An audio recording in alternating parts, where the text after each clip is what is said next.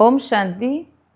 आजिर प्रातः मुरली 20/8/25 मूल्यर सारांश मिठे बच्चे श्रीमतरे चली समस्त को मुक्ति जीवन मुक्ति पाइबार रास्ता बताओ। सारा दिन भितरे यही धंदा करुथाओ। प्रश्न, बाबा क्यों सूक्ष्म कथा शुणाउछंदी जहाकू बहुत भल भाव बुझिबा दरकार। उत्तर, सत्यजुग होछि अमरलोक। सेठारे आत्मा गोटे शरीर परिवर्तन करी आउ गोटे नहीं थाए, किंतु मृत्युर नाम न थाए। सेइथिपई ताहाकू मृत्युलोक कुहा जाए नाही। शिव बाबा हेउछंती बेहदर भावना, बेहदर रचना अर्थात सारा विश्व अटे, किंतु ब्रह्मांकर रचना एबे केवल तुमे ब्राह्मण माने ही अट। त्रिमूर्ति शिव कुहा जीव, त्रिमूर्ति ब्रह्मा नुहे। एई भली बहुत सूक्ष्म कथा बाबा शुणाइछंती। एहीपरी कथा उपरे विचार करी बुद्धि पाई निजे ही भोजन प्रस्तुत करने हब। ओम शांति। त्रिमूर्ति शिव भगवान उवाच। वास्तव में से माने त्रिमूर्ति ब्रह्मा कहउछंती, बाबा कहउछंती त्रिमूर्ति शिव भगवान उवाच। त्रिमूर्ति ब्रह्मा भगवान उवाच कहउनांती। तुमे त्रिमूर्ति शिव भगवान उवाच कहि परिबो। सेमाने तो शिव शंकर कही मिसाई देइछंती। यह तो सीधा कथा अटे ना। त्रिमूर्ति ब्रह्मा बदल रे त्रिमूर्ति शिव भगवान उवाच। मनुष्य माने तो कही देइछंती शंकर आखि खोलिले विनाश हो जाउछि। ए सबु बुद्धि रे काम नेबाकू पड़ुछि। तीन जनकर ही मुख्य अभिनय रहिछि। ब्रह्मा एवं विष्णुंकर 84 जन्मर बड़ अभिनय रहिछि। विष्णुंकर एवं प्रजापिता ब्रह्मांकर अर्थ मध्य बुझिच। एही तीन जनकर अभिनय रहिछि। ब्रह्मांकर तो नामर गायन रहिछि आदिदेव बा एडम। प्रजापितांकर मंदिर मध्य रहिछि। यह हेउछि विष्णु अथवा कृष्णंकर अंतिम 84 जन्म, जहाँकर नाम ब्रह्मा रखिछन्ति। सिद्ध करबाकू हब ब्रह्मा एवं विष्णु। एबे ब्रह्मा को तो पोष्य संतान बोली कुहाजिबो। एही दुई जण होउछन्ति शिवंकर संतान। वास्तव में जणे संतान। हिसाब करिले तो ब्रह्मा को ही शिवंकर संतान कुहाजिबो। बापा एवं दादा विष्णुंकर नाम ही आसुनाही। हिसाब करिले तो ब्रह्मा को ही शिवंकर संतान कुहाजिबो। बाबा एवं दादा विष्णुंकर नाम ही आसुनाही। प्रजापिता ब्रह्मा द्वारा शिव बाबा स्थापना करुछन्ति। विष्णु द्वारा स्थापना करउनाहंती। शिवंकर मध्य संतान रहिछन्ति एवं ब्रह्मांकर मध्य संतान माने रहिछन्ति। विष्णुंकर संतान कुहा जाई परिबो नाही। लक्ष्मी नारायणकर तो बहुत संतान होई परिबे नाही। यह होची बुद्धि पाई भोजन। निजे ही यही भोजन प्रस्तुत करिबा दरकार। विष्णुंकर सबुठारो अधिक अभिनय रहिछि। 84 जन्मर विराट रूप विष्णुंकर ही देखाई थांती। ब्रह्मांकर नुहे। विराट रूप विष्णुंकर ही तैयारी करुछन्ति। काहेकि ना प्रथमे प्रजापिता ब्रह्मांकर नाम धरुछन्ति, किंतु ब्रह्मांकर बहुत अल्प अभिनय रहिछि। सेथिपाई विराट रूप विष्णुंकर दिखाई देंती। विष्णुंकर चतुर्भुज मध्य करि देउछन्ति। वास्तव में ए सब अलंकार तुम मानकर। यह मध्य बहुत बुझिबार कथा। कोनोसी मनुष्य बुझाई परिबे नाही। बाबा नुआ नुआ उपाय बुझाउछन्ति। बाबा कहउछन्ति त्रिमूर्ति शिव भगवान बाच ठीक ना। ब्रह्मा विष्णु एवं शिव एमानक मध्यरु प्रजापिता ब्रह्मा ही होउछन्ति संतान। विष्णु को संतान बोली कुहाजिब नाही। जदिओ देवता कही थांती, परंतु रचना तो ब्रह्मांकर कुहाजिब ना। पुणी जी पुणी भिन्न नाम रूप नेउछन्ति। मुख्य अभिनय तो होछि तांकर। वर्तमान समय रे ब्रह्मांकर अभिनय तो बहुत कम रहिछि। विष्णुंकर केते समय राज्य चलुछि। सारा वृक्षर बीज रूप होउछन्ति शिव बाबा। तांको रचना को शालिग्राम कुहाजिब। जो माने ब्रह्मांकर रचना सेमानंको ब्राह्मण बा ब्राह्मणी कुहाजिब। किंतु शिवंकर जेते रचना रहिछि सेते ब्रह्मांकर नुहे। शिवंकर रचना तो बहुत अटंती। समस्त आत्मा माने होउछन्ति तांकर संतान। केवल तुमे ब्राह्मण माने ही केवल ब्रह्मांकर रचना अट। हद बा सीमा भीतर को आसीगल ना। शिव बाबांकर होउछि बेहदर बा असीम रचना समस्त आत्मा माने कपाई। सारा सृष्टिर आत्मा मानकर कल्याण करुछन्ति। ब्रह्मा द्वारा स्वर्गर स्थापना करुछन्ति। तुमे ब्राह्मण माने ही जाई स्वर्गवासी हब। आउ तो काहाकू स्वर्गवासी कुहाजिब नाही।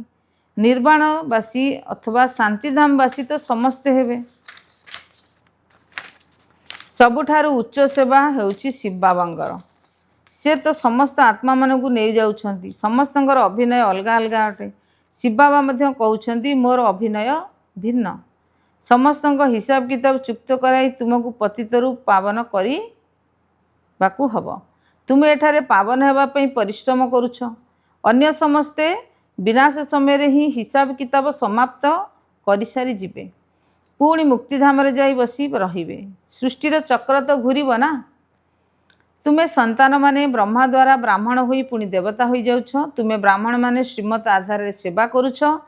କେବଳ ତୁମମାନଙ୍କୁ ବା ମନୁଷ୍ୟମାନଙ୍କୁ ରାସ୍ତା ବତାଉଛନ୍ତି। ମୁକ୍ତି ଜୀବନ ମୁକ୍ତି ପାଇବାକୁ ହେଲେ ଏହିଭଳି ଭାବେ ପାଇପାରିବ। ଉଭୟ ଚାବି ହାତରେ ଅଛି।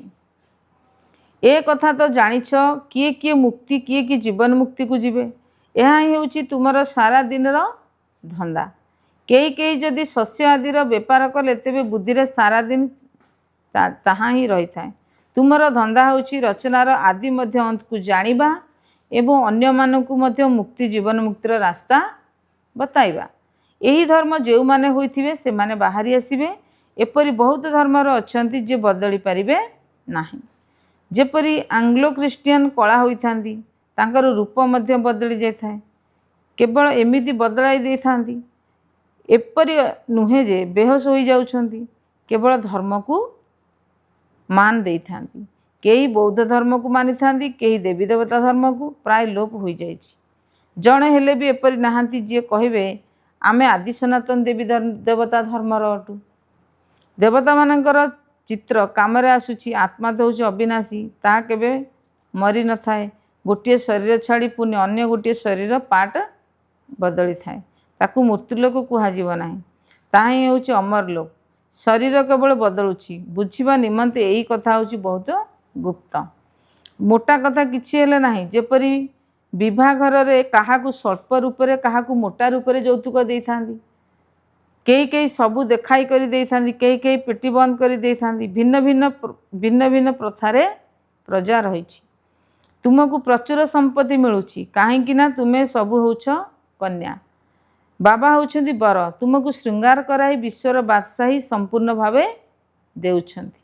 ବିଶ୍ୱର ମାଲିକ ତୁମେ ହେଉଛ। ମୁଖ୍ୟ କଥା ହେଉଛି ବାବାଙ୍କୁ ମନେ ପକାଇବା। ଜ୍ଞାନ ତ ବହୁତ ସହଜ, ତେଣୁ କେବଳ ଅଲଫକୁ ୟାଦ କରିବାକୁ ହେବ।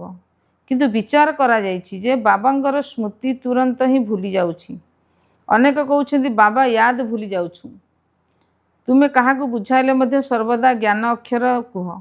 ଯୋଗ ଅକ୍ଷର କହିବା ଭୁଲ। ଶିକ୍ଷକଙ୍କୁ ଛାତ୍ରର ସ୍ମୃତି ଚଢ଼ିଥାଏ।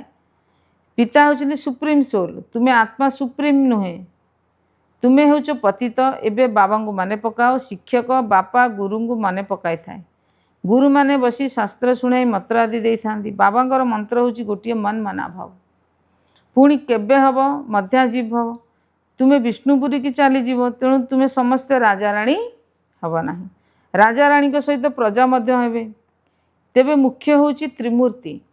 ଶିବ ବାବାଙ୍କ ପରେ ରହିଛନ୍ତି ବ୍ରହ୍ମା, ଯିଏକି ପୁଣି ମନୁଷ୍ୟ ସୃଷ୍ଟି ଅର୍ଥାତ୍ ବ୍ରାହ୍ମଣ ରଚନା କରୁଛନ୍ତି।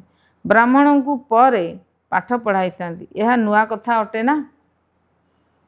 ତୁମେ ବ୍ରାହ୍ମଣୀମାନେ ହେଉଛ ଭାଇ ଭଉଣୀ।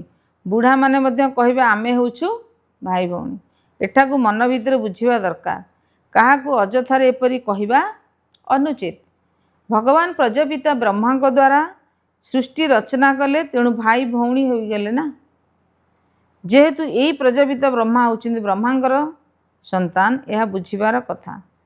ତୁମେ ପିଲାମାନେ ବହୁତ ଖୁସି ହେବା ଦରକାର ଯେ ଆମକୁ କିଏ ପଢ଼ାଉଛନ୍ତି? ଶିବ ବାବା। ତ୍ରିମୂର୍ତ୍ତି ଶିବ। ବ୍ରହ୍ମାଙ୍କର ମଧ୍ୟ ବହୁତ କମ୍ ସମୟର ଅଭିନୟ ରହିଛି। ବିଷ୍ଣୁଙ୍କର ସତ୍ୟଯୁଗୀ ରାଜଧାନୀରେ 8 ଜନ୍ମ ବା 8 ଗଦି ଚାଲୁଛି। ବ୍ରହ୍ମାଙ୍କର ତ ଗୋଟିଏ ଜନ୍ମର ଅଭିନୟ ରହିଛି। ବିଷ୍ଣୁଙ୍କର ଅଭିନୟକୁ ତ ବଡ଼ କୁହାଯିବ ନାହିଁ। ତ୍ରିମୂର୍ତ୍ତି ଶିବ ହେଉଛନ୍ତି ମୁଖ୍ୟ। ପୁଣି ଆସୁଛି ବ୍ରହ୍ମାଙ୍କର ପାର୍ଟ, ଯିଏକି ତୁମକୁ ବିଷ୍ଣୁପୁରର ମାଲିକ କରାଉଛନ୍ତି। ବ୍ରହ୍ମାରୁ ବ୍ରାହ୍ମଣ ପୁଣି ସେଇ ଦେବତା ହେଉଛନ୍ତି। ତେଣୁ ଇଏ ହୋଇଗଲେ ଅଲୌକିକ ପିତା। ଅଳ୍ପ ସମୟ ପାଇଁ ଇଏ ପିତା ହେଉଛନ୍ତି ଯାହାଙ୍କୁ ଏବେ ସ୍ୱୀକାର କରୁଛନ୍ତି। ଆଦିଦେବ ଆଦମ ଏବଂ ବିବି। ଏହାଙ୍କ ବିନା ସୃଷ୍ଟି କିପରି ରଚନା କରିବେ? ଆଦିଦେବ ଏବଂ ଆଦିଦେବୀ ଅଟନ୍ତି ନା। ब्रह्मांकर अभिनय केवल मात्र संगम जुगरे ही मिली। देवता मानकर अभिनय तथापि बहुत समय चलुची। केवल सत्यजुगे देवता बोली कहुव, तृतीय क्षत्रिय कहुव। यहीपरि बहुत गुहे गुहे पॉइंट्स मिलूँ। सबु कथा गोटे समय वर्णना करहब नाही। से माने त्रिमूर्ति ब्रह्मा बोली कहउछंती। शिव को लड़ई दे शिव को उड़े देइछंती। आमे पुणी त्रिमूर्ति शिव कहूचे। ए सबु चित्र आदि होची भक्ति मार्गर। ब्रह्मा द्वारा प्रजा रचना करुछंती, पुणी तुमे देवता होउछ। विनाश समय प्राकृतिक विपर्यय मध्य आसी थाए। विनाश निश्चय हब। कलिजुग पर पुणी सत्यजुग हब। एते सबु शरीर विनाश तो निश्चिंत हब। सबुकिछि वास्तव रे हेबा दरकार ना। बेहद केवल आखि खोली देले विनाश कौन होई जिवो। जेतेबेले स्वर्ग लोप हो जाउची से समय मध्ये भूमिकंप आदि होउची। तेबे कौन से समय मध्ये शंकर एपरि आखि खोलुचंदी। गायन रहुची ना द्वारिका अथवा लंका पानीर तळकु चली गला। एबे यह बाबा बुझाउछंती मु आसीछि पत्थर बुद्धि मानकु पारस बुद्धि कराइबा पई। मनुष्य डाकुछंती हे पतित पावन आस, आसी पवित्र दुनिया स्थापन कर। किंतु ए कथा बुझुना जे वर्तमान होउची कलिजुग, एहा परे सत्यजुग आसीबो। तुमे पिला माने खुशी रे नाचिबा उचित। बारिस्टरी आदि परीक्षा पास कले भितर ख्याल रही थांदी ना, रखी थांदी जे मु पैसा रोजगार करी, पुणी घर तैयारी करिवु, एपरी करिवु। तुमे सबु एबे अविनाशी रोजगार करुच। स्वर्गरे तुमको सबु किछि नुआ संपत्ति मिलिबो। भाभी देख सोमनाथ मंदिर कौन थिला। गोटे मंदिर नथिबो। से मंदिर को 2500 वर्ष हलानी। तैयारी करिवारे समय मध्य लागि थांदी ना। पूज्य हेउथिला तापरे सेमाने एहाकू लुटी नहीं जाइथिले। सांगे सांगे तो आसीथिबे ना। बहुत मंदिर थिबो, पूजा निमते मंदिर तैयारी करिछंती। एबे तुमे जानिछ बाबांगु मने पकाई पकाई आमे सत्यजुग को चाली जिवु। आत्मा पवित्र होई जीवो। परिश्रम करने को पड़ुछि। मेहनत बिना काम चलिबो नाही। गायन मध्य रहिछि सेकेंड रे जीवन मुक्ति। किंतु एपरि कोन मिली जीवो कि ए कथा बुझाउछंती पिला माने मानिले निश्चय मिलिबो। तुमे एबे मुक्तिधाम को जीवा पई मेहनत करूछ। बाबांग स्मृति रे रहिबाकू पड़ुछि। दिन को दिन बाबा तुमମାନଙ୍କୁ स्वच्छ बुद्धि कराउछंती। बाबा कहउछंती तुमको बहुत बहुत गुह्य कथा मु सुनाउछि। आमे एहा कोन सुनाइथिले कि आत्मा और परमात्मा होछंती बिंदु। कहउछंती पूर्वरु काहे कि ए कथा कहि नथिलो, ड्रामा रे नथिला, प्रथमरु ही तुमको एहा सुनाइथिले तुमे बुझी पारी नथांतो। धीरे धीरे बुझाउछि। एहा हेउछि रावण राज्य। रावण राज्य रे समस्ते देह अभिमानी होई जाइछंती। सत्यजुग रे आत्मा अभिमानी बा निजुको आत्मा बोली भाबी थांती। आमे शरीर बड़ होई जाइछि। आम शरीर बड़ होई जाइछि। एबे आमको छाड़ी पुणी छोट नेबाकू पड़िबो। आत्मा धारण करिथिबा शरीर श्रीमत छोट होई थाए। प्रथमे छोट होई थाए, पुणी धीरे धीरे बड़ होई थाए। एठारे तो कहार केबे आयुष होउछि ना कहार आउ केते।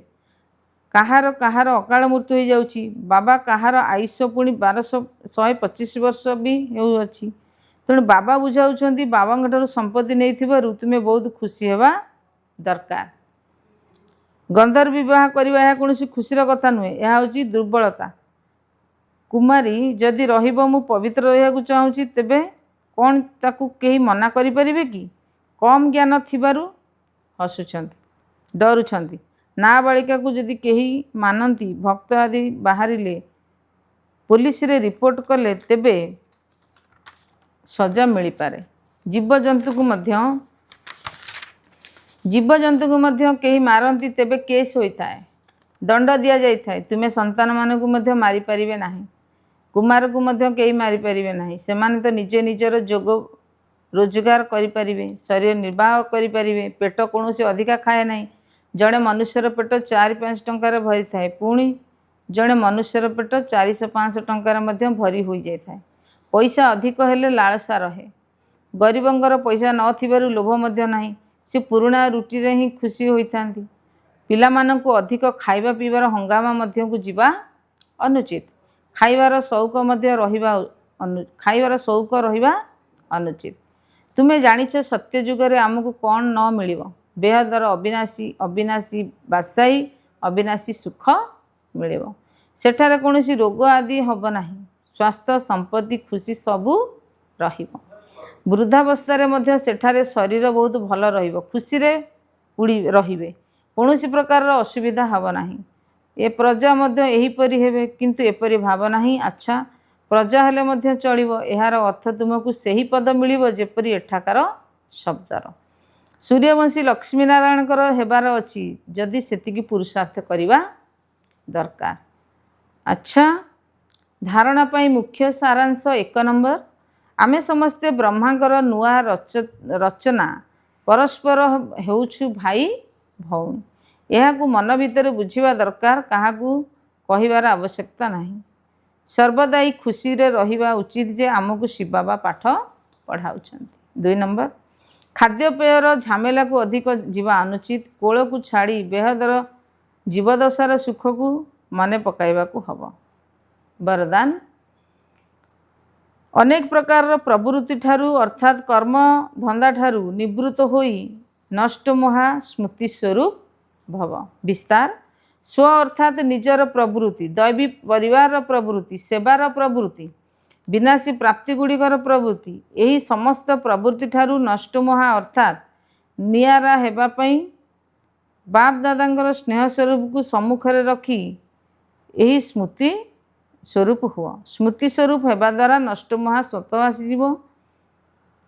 प्रवृत्ति ठारू निवृत्ति हेबा पई अधिक मु पणिया को समाप्त करी नष्ट महा हेबा। एही भली नष्ट महा हेउथिबा पिलामाने ही बहुत कालर प्राप्तिर अधिकारी हेबे। स्लोगान जदि पद्मफूल भली सबुठारू नियारा रहिब तेबे प्रभुंकर स्नेह मिलिबाकू लागिब। अव्यक्त इशारे जदि सहयोगी हेबाकू चाहुच तेबे परमात्मा स्नेहर अनुभवी हुआ। जो पिला माने नंबर 1 परवाना अर्थात पतंग अटंती सेमानकर निजर अर्थात यही देहर स्मृति रे चित्त स्नेहर स्मृतिर दिन एवं रातिर भोक एवं शोषर निजर सुख साधना गुड़िकर आराम करिवार कौनसी कथा उपरे आधार न थाए। सेमाने सबु प्रकार बेहद स्मृति रे उपराम रही थांती।